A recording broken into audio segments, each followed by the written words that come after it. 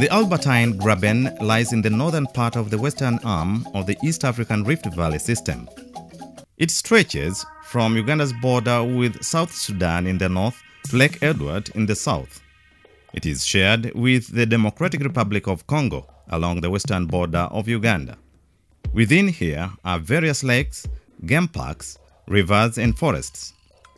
Community livelihoods around here vary from herding, fishing practices and crop farming that extend to the hinterlands. It is here in the Albertine Graben that commercial petroleum resources have been discovered. This is a story of the discovery of oil in Uganda, the story of Uganda's black gold.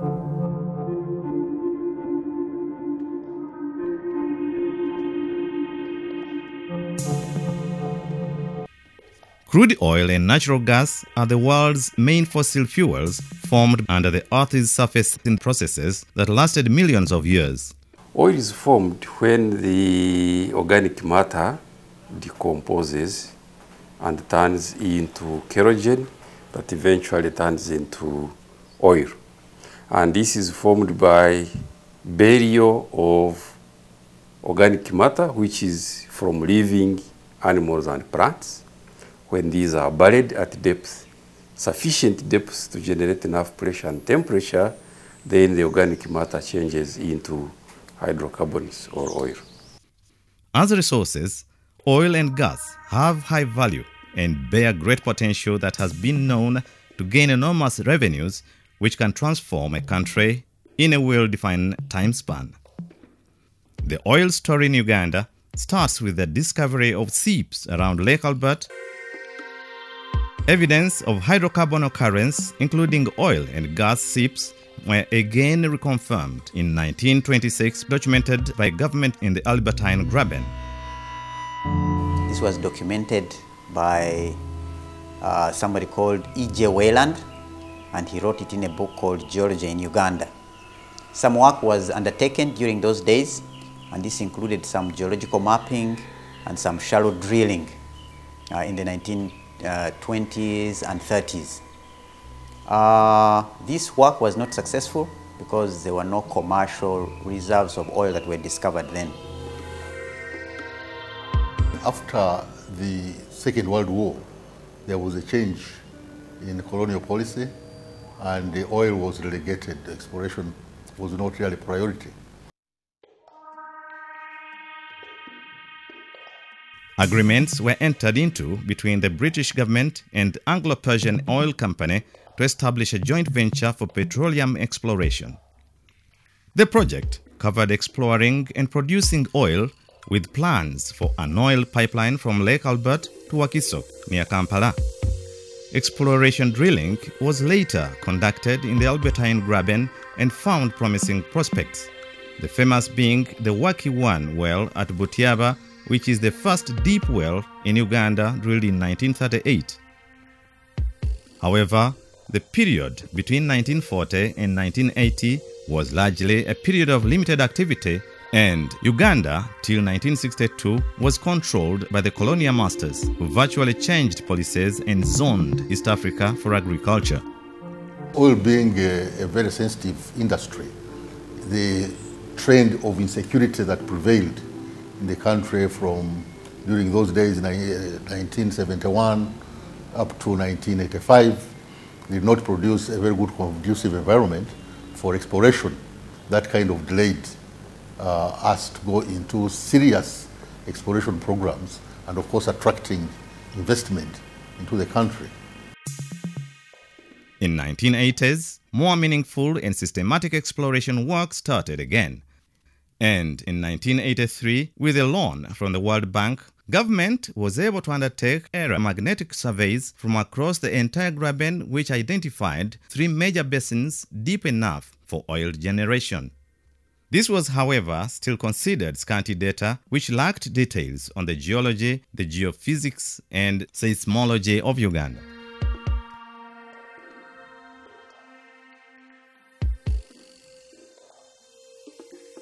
In 1985, the Petroleum Exploration and Production Act was passed into law, and a petroleum unit was set up within the Geological Survey and Mines Department. However, when President Yoweri Museveni came to power in 1986, he suspended all negotiations for licensing, noting the need for the country to train petroleum experts in order to negotiate agreements that were not injurious to Uganda. He directed that we formulate a policy along 3 lines, that is A, capacity building, number 2, investment promotion, carry out work and be able to share that work with the people who are investors, and then number 3, to regulate the industry once you have got investors in there. In 1991, the government established a petroleum exploration and production department to recruit, train and acquire data for promoting Uganda's petroleum potential.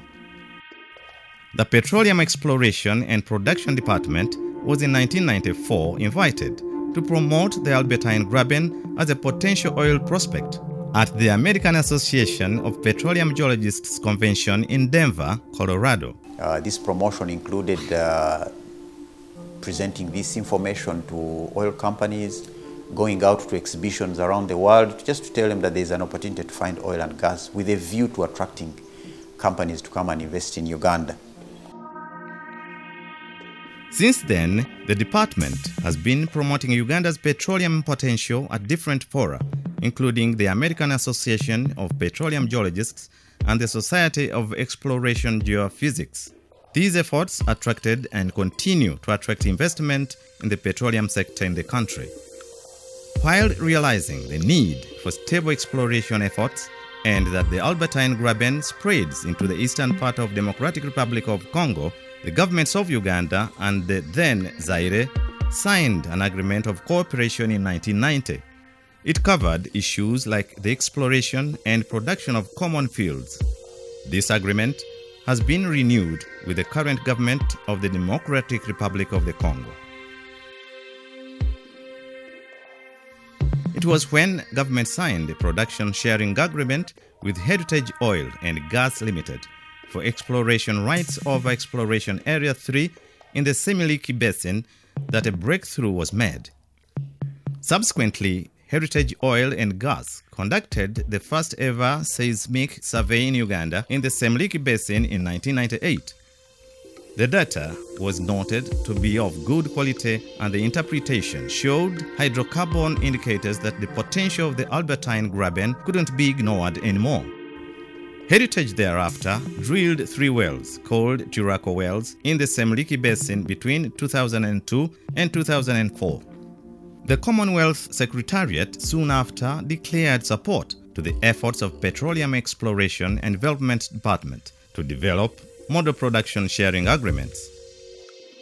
The next entrants into the petroleum sector in Uganda were Australian-based Hardman Petroleum Resources and the UK-based Energy Africa in 2001.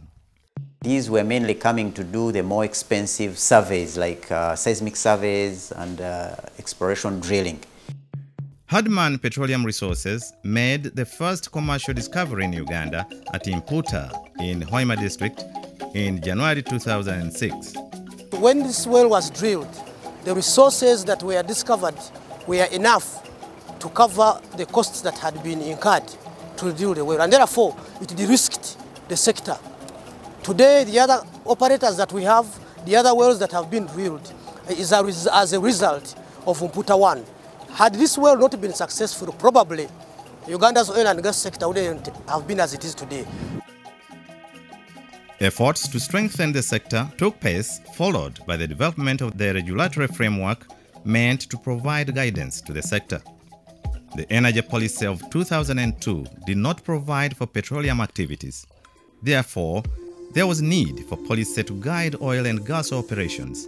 Ministry of Energy and Mineral Development put in place the energy policy, which encompassed the whole energy and mineral sector. The National Oil and Gas Policy was put in place specifically to take into consideration the commercial discoveries which were made in 2006, and also looking at the challenges we had in the 1985 Act, which was more on promotion. We had to make sure that we put a policy which later brought in new laws which were enacted in 2013.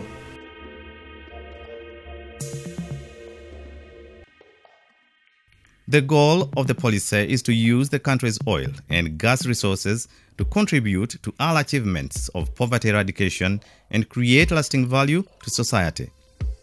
Laid out in 10 objectives that outline actions and strategies, this policy is the guiding document which provides direction concerning development and production of oil resources. The discovery of commercial oil resources in 2006 was a major breakthrough and was considered a time of multiple finds. Tullow Uganda operations bought Hardman resources and acquired exploration rights of Area 2. In 2007, another exploration company, Dominion Uganda Limited, acquired rights of exploration Area 4B in the Lake Edward area. The company acquired seismic data and drilled the first well in the Albertine Graben before relinquishing the acreage in 2013. Another company, China National Offshore Oil Corporation, farmed into the Tullow acreage and acquired a 33.3% interest. The company was given operatorship of the Kingfisher Development Area by government, and it acquired the first production license in Uganda in 2013. The company, together with the partners, have committed to invest $2 billion in the project. In June 2007, East African Community Heads of State recognized the importance of boosting the refining capacity in the region and directed the development of a regional refineries development strategy that was afterwards approved in 2008 by member states.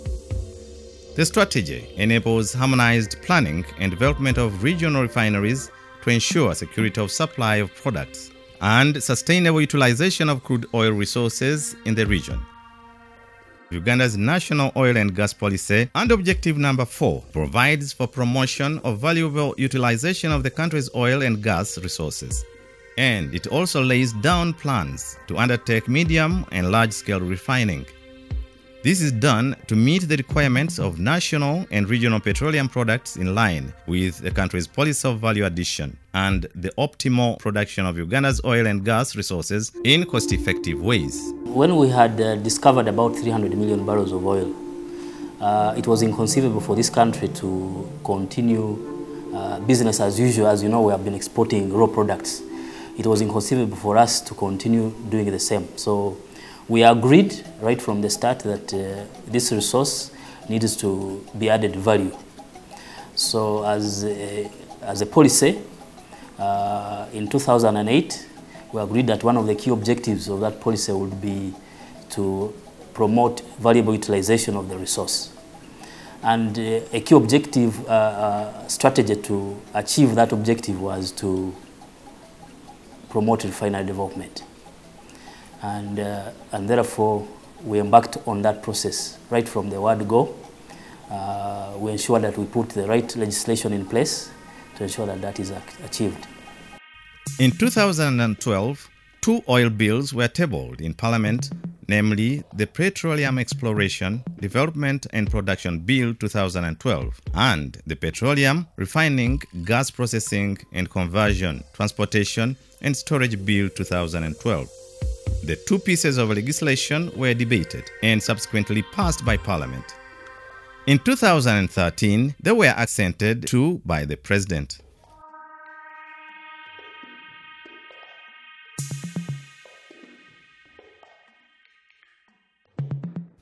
While the discovery of oil in Uganda in recent years has been a source of both pride and anxiety for the government and the population, many processes are still required to go to full-scale production. For commercially viable production to be realized, there is need for certain infrastructure to be in place. It is noted that the oil debate in Uganda is mainly driven by ever-rising domestic expectations than actual flow of oil. The record and history of oil and gas development in Africa is one that doesn't always have very good stories. So there were many people in the country who were worried that Uganda was going to go the same route. We also had a lot of people coming from outside Uganda who came to Uganda to preach those negative things. So anxiety was a problem. Often the ministry had to go out and say, yes, there are some bad examples around the world. But there are also very good examples around the world of how oil has been used. And vigilance on the part of area operators, the different stakeholders, National Environmental Management Authority, and the ministry's monitoring systems have provided for regulation that has guaranteed a good environment safe from abuse and degradation. An industry like this one has its positive and negative impact.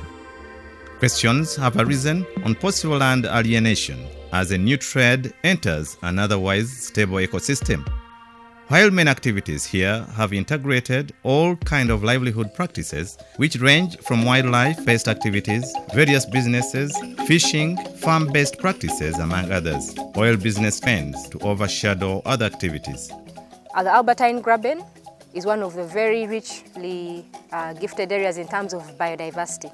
So that overlap of oil and gas and biodiversity needs to be managed in an appropriate way. So we need to understand the biodiversity that is overlaying before we plan to extract these resources.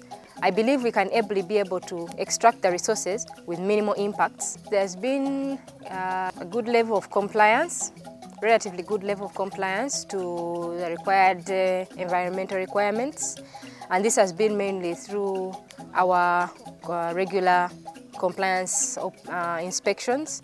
So generally, we believe the actors are taking measures to minimize impacts on the environment. All the projects that have so far been undertaken and the projects that we envisage to be undertaken have been subjected to environmental impact assessments, and those that will come will also be subject to environmental impact assessments so that we identify impacts early enough and plan mitigations where in place. New industries introduce new measures that can bear many risks. Assurances have been made that improved technological innovations in the sector address concerns like the disturbances caused to the wildlife, disrupting the ecological stability and the livelihood activities in the areas. Environment is a very critical aspect, especially with regard to where Uganda's petroleum has been found. The discoveries have been made in very sensitive areas in terms of ecosystems, and these sensitive areas need to be protected. This was recognized in the policy of 2008, Objective 9, which clearly stipulates that the environment needs to be protected, environment and biodiversity need to be protected and safeguarded. In that regard, we have put a number of interventions. One, we completed the sensitivity atlas, which clearly maps the sensitive areas in the Albertine Graben. We have completed the strategic environment assessment, which at a high level directs government on what needs to be put in place in terms of planning, policies, and so on. Now we are working on updating the legal and regulatory framework with NEMA and other stakeholder institutions so that the oil and gas sector are taken care of at high level. Adding to this have been corporate social responsibility measures geared towards addressing community needs with support to schools, health and education needs. Continuous stakeholder engagement has included the interests of all from the cultural leadership, the communities and the area operators. Apparently there is no any bad relationship between the institution of the kingdom, the oil companies and government. We are all working together. And all workshops that have been conducted, the kingdom as an institution has always been brought on board. Yes. And I'm happy the oil companies have also reciprocated. The other day, SNOC awarded, that was last year, awarded gifts or prizes to pupils of primary schools and O-level who did well, senior 4 exams and P7. While cultural demands have been wide-ranging, approaches have been instituted at all levels that focus on inclusion, taking into account all concerns. This shared commitment from every stakeholder ensures a coexistence between oil and gas activities on one side and stakeholder interests on the other. This has diminished any likelihood of local or regional conflicts. While previously known threats have included military scuffles that have in the past occurred near Lake Albert at the common border with the Democratic Republic of Congo, engagement between the two countries at the highest level has made such threats unlikely. Our border on the Albertine grabbing is porous. People are entering freely in and out, but government is really now taking care of that challenge. Ministry of Internal Affairs deployed a motorboat to manage the security of that area. And the immigration is working hand in hand with the police. Marine police is working hand in hand with the UPDF, is working hand in hand with the Internal Security Organization. So all security agencies, including immigration, are working hand in hand. Initially, managing stakeholder expectation and public anxiety in general posed a big challenge to the sector. In order to manage these, the department developed a national communication strategy for the oil and gas sector. The implementation of this strategy has gone a long way in addressing the ever-emerging information needs from the general public. While all information may not be placed in the public domain, information is shared across a broad spectrum of stakeholders to deter unrealistic expectations and some accusations that arise regularly. We realized early on that this sector is technical in nature, and so before you even share information with people, there is need to build their capacity so that they are able to understand what exactly the oil and gas industry is. They understand the technical terms so that they can comment and maybe write on the sector from an informed point of view. So we have undertaken specific capacity building for the media. We hold quarterly breakfast meetings, workshops with the journalists, the editors, the sub-editors, the radio and television talk show hosts. We also take them on field visits. So we've taken a number of media groups to the Albertine Graben, and not only media groups but also other stakeholders, civil society, the members of parliament. We've also taken district leaders from districts where the operations are going on. We've also taken other government staff from different government agencies and departments to enable them appreciate the operations that are going on in the field. This has combated mistrust and suspicion while also enhancing a level of transparency and accountability. Exaggerated and inaccurate expectations have been noted to arise largely where significant information distortions take place.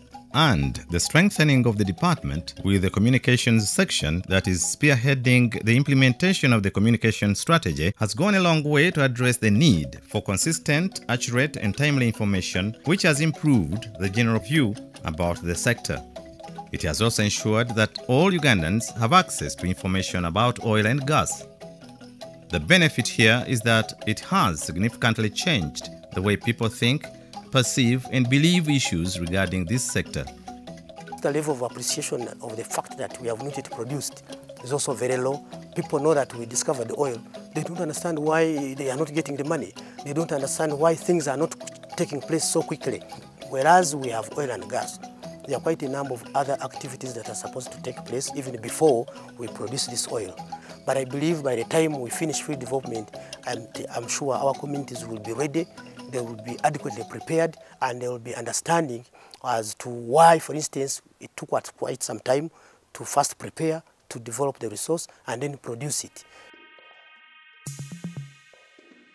While it is sometimes assumed that oil can cause the resource scarce or have impact on the fiscal situation by instigating the Dutch disease, government continues to restate the commitment to extracting as much benefit from the oil and gas sector while using the resources to support other sectors.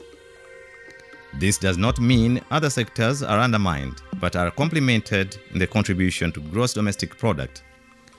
116 wells have been drilled from the year 2002 to date, and more are planned. Many of these have shown good promise. In accordance with the national oil and gas policy, we will continue with the exploration of the remaining area. So with the remaining area, we are again going to acquire data so that we can again prepare blocks so that we can continuously have bidding grounds. And once we have bidding grounds and exploration is done, the petroleum is discovered, we move into production. When it is produced, we refine some of it we sell it to the international market, and then whatever we get out of it, we plow it back into the various sectors.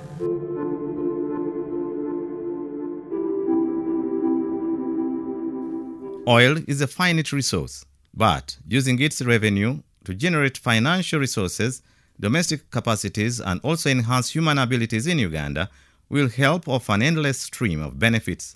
This also calls for inclusion and understanding. The resource has potential to transform infrastructure like roads, rail and energy, human resource development like education, health, scientific research and industrialization, and support other human aspirations, thereby improving the overall life of Ugandans. It can sustain economic diversification and enhance the non-oil sectors. This will increase the overall wealth of Uganda's society even after the resource is depleted.